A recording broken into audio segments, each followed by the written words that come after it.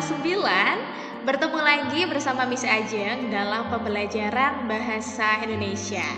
Kalau kemarin kita sudah belajar tentang mengidentifikasi informasi pada teks cerita inspiratif, hari ini kita akan belajar tentang menelaah struktur dan kaidah kebahasaan cerita inspiratif. Nah, struktur teks cerita inspiratif terdiri dari 5 bagian. Bagian yang pertama yaitu struktur orientasi.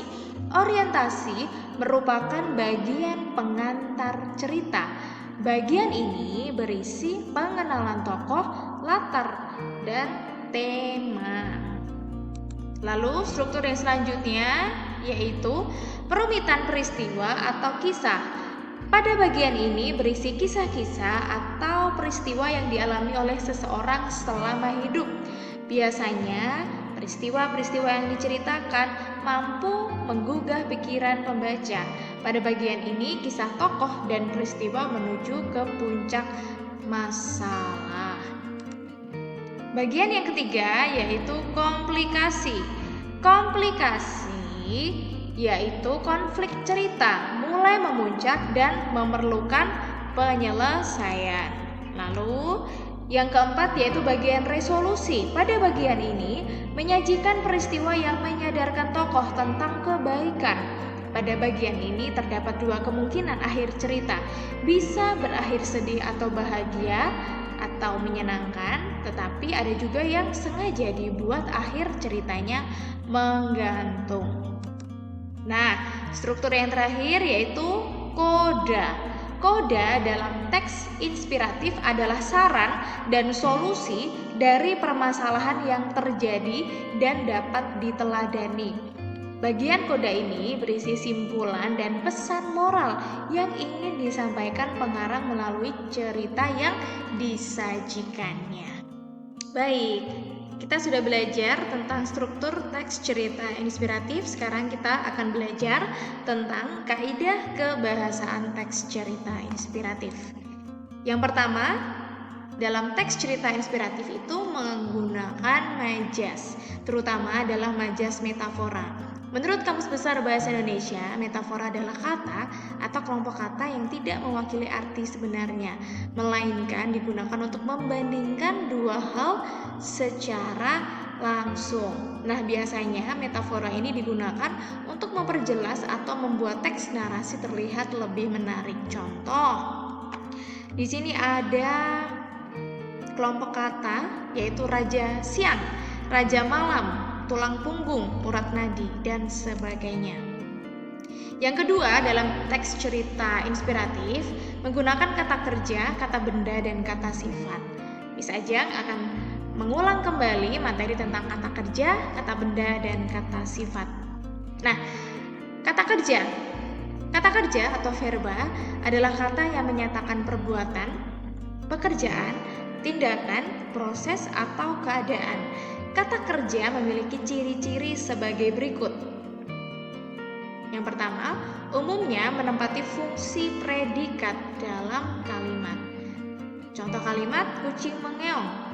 Subjek kucing, predikat mengeong. Lalu terdapat juga dalam kalimat, ibu membuatkan ayah kue ulang tahun. Ibu sebagai subjek membuatkan predikat, ayah objek, kue ulang tahun sebagai pelengkap. Lalu ciri yang kedua, mengandung makna perbuatan atau aksi, proses, atau keadaan. Contoh, memberi, mengajarkan, berair. Selanjutnya, tidak dapat didahului kata paling. Paling tidur, paling mandi. Ini tidak bisa ya. Jadi ciri-ciri kata kerja tidak dapat didahului kata paling. Selanjutnya, dapat didahului oleh kata keterangan, akan, sedang, dan susah. Contoh, akan bekerja, sedang mandi, sudah pergi. Selanjutnya, dapat didahului kata ingkar, tidak. Contohnya, tidak belajar, tidak bekerja sama, tidak menolong. Ya, oke. Lalu yang keenam, ciri kata kerja dapat dipakai dalam kalimat perintah, khususnya yang bermakna perbuatan. Contoh, ambilkan buku itu, pelajari materi ini sampai jelas. Baik, selanjutnya yaitu kita belajar tentang kata benda atau nomina. Kata benda adalah kata yang mengacu pada benda, manusia, binatang, dan konsep atau pengertian. Kata benda memiliki ciri-ciri sebagai berikut. Yang pertama, umumnya menduduki fungsi subjek, objek, atau pelengkap. Contoh, perhatiannya pada saya sangat baik perhatiannya. Nah, ini merupakan nomina. Lalu, mereka menghadiahi kami buku pelajaran. Nah, di kata mereka ini merupakan kata benda. Kami ini juga kata benda, buku pelajaran juga kata benda. Lalu, yang kedua, ciri kata benda dapat didahului kata ingkar bukan dan tidak dapat didahului dengan kata tidak. Contoh dalam kalimat, bukan nasi yang saya makan, melainkan jagung. Jadi kata bendanya adalah di sini nasi. Selanjutnya, dapat diikuti kata sifat baik secara langsung maupun dengan perantaraan kata yang. Contoh, baju baru, pekerjaan yang mudah, ibu yang baik. Nah, selanjutnya kita belajar tentang kata sifat. Kata sifat atau adjektiva adalah kata yang dipakai untuk mengungkapkan sifat atau keadaan orang, benda, atau binatang. Kata sifat mempunyai ciri-ciri sebagai berikut. Yang pertama, dapat diberi keterangan pembanding seperti lebih, kurang, dan paling. Contoh, lebih besar, kurang baik, paling indah.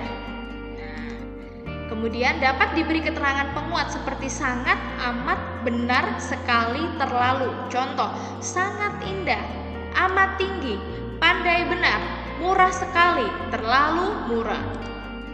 Selanjutnya, dapat didahului dengan kata ingkar tidak. Contoh, tidak salah, tidak mahal, tidak subur. Ciri yang keempat, dapat diulang dengan disertai imbuhan se-nya. Contoh, sebaik-baiknya, setinggi-tingginya, sejelas-jelasnya. Lalu ciri yang kelima, kata sifat, yaitu dalam kalimat kata sifat umumnya berfungsi sebagai keterangan kata benda. Contoh, baju baru, buku yang mahal, suara lemah lembut, gedung tinggi. Baik, selanjutnya ciri kebahasaan teks cerita inspiratif yaitu penggunaan konjungsi temporal atau urutan waktu seperti ketika, setelah itu, kemudian, lalu, dan sebagainya. Hal tersebut terkait dengan sifat teks cerita inspiratif sebagai suatu narasi yang bersifat kronologis. Ciri kebahasaan yang keempat cerita inspiratif yaitu penggunaan konjungsi penyebaban seperti karena, sebab, akibatnya, dan sebagainya. Hal itu terkait dengan sifat teks cerita inspiratif yang menyatakan penyesalan atau kekecewaan dengan penyebabnya. Yang kelima yaitu penggunaan kalimat langsung. Kalian pasti sudah mengerti kalimat langsung itu seperti apa karena pada bagian yang sebelumnya, pada materi yang sebelumnya kita sudah belajar. Lalu termasuk juga kosakata percakapan di dalamnya seperti nah, si, kok, dong. Nah, seperti itu anak-anak. Jadi, hari ini kita belajar tentang menelaah struktur dan kaidah kebahasaan teks cerita inspiratif. Bisa Ajeng harap kalian dapat memahami materi ini dengan baik. Cukup sekian pembelajaran kita hari ini. Jangan lupa setelah ini kalian harus mengerjakan tugas yang ada di Google Classroom. Terima kasih untuk partisipasi kelas 9. Tetap sehat, tetap semangat. Sampai jumpa pada video pembelajaran selanjutnya.